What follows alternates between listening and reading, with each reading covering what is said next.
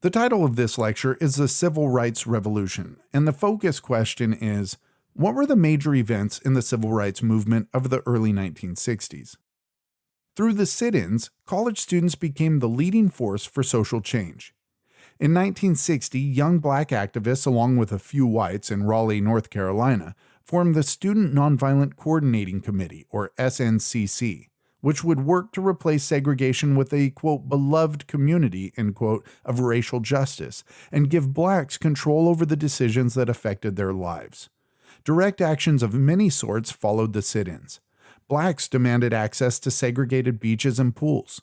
In 1961, the Congress of Racial Equality, or CORE, launched the Freedom Rides. Integrated groups traveled on buses into the Deep South to force compliance with court orders banning segregation in interstate transportation. Violent mobs attacked them and burned the buses while police stood by.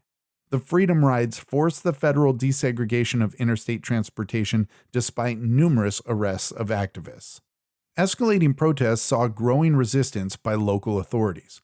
Late in 1961, SNCC and other groups began a nonviolent campaign against racial discrimination in Albany, Georgia. The protests lasted a year, and demonstrators' filling of jails failed to win national sympathy. In late 1962, a court ordered the University of Mississippi to admit James Meredith, a black student. State police did nothing as a mob, encouraged by the state's governor, rioted. 2 were killed, and President Kennedy dispatched Army troops to restore order. Protests peaked in 1963 as demonstrations against inequalities in education, employment, and housing spread throughout the South. In 1 week in June, more than 15,000 were arrested in 186 cities. This wave of discontent culminated in Birmingham, Alabama, a deep South city with a history of violence against blacks since World War II. When local blacks protesting for more economic opportunity and the desegregation of local business had little success, Martin Luther King Jr. came to the city. While in jail for violating a ban on demonstrations, King wrote his eloquent Letter from Birmingham Jail. King excoriated local clergy who asked for patience and recounted the daily abuses black Southerners faced. He asked white moderates to abandon fears of disorder and commit themselves to racial justice. When King decided to have black schoolchildren join the protests, the city's police chief, Eugene "Bull" Connor, ordered brutal attacks with nightsticks, fire hoses, and attack dogs. Televised images of the repression outraged national and world opinion and led Kennedy to begin to embrace the civil rights movement's goals. Leading businessmen, fearing damage to the city's reputation, ended the protests by desegregating stores and restaurants and by promising to hire blacks. Birmingham forced white Americans to decide whether they had more in common with citizens demanding basic rights or with violent segregationists.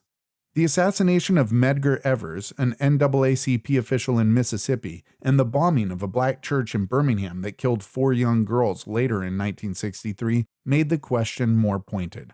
On August 28, 1963, 250,000 black and white Americans participated in the March on Washington, considered by many the high point of the civil rights movement. Organized by a coalition of civil rights, labor, and church groups, it was the largest protest in American history up to that time. Calling for jobs and freedom, the marchers called for a passage of a civil rights bill in Congress, a public works program to fight unemployment, a minimum wage increase, and a law barring discrimination in employment. On the Lincoln Memorial steps, King said his most famous words in what is now known as his "I Have a Dream" speech. While the march showed the movement's potential, including unity between blacks and whites, it also showed the movement's limits. All the speakers were male, despite the critical role of women in the movement. Organizers also pressed SNCC leader John Lewis to remove militant messages from his speech. Civil rights activists resurrected the Civil War-era vision of the federal government as the custodian of American freedom, despite the decades-long promotion of segregation.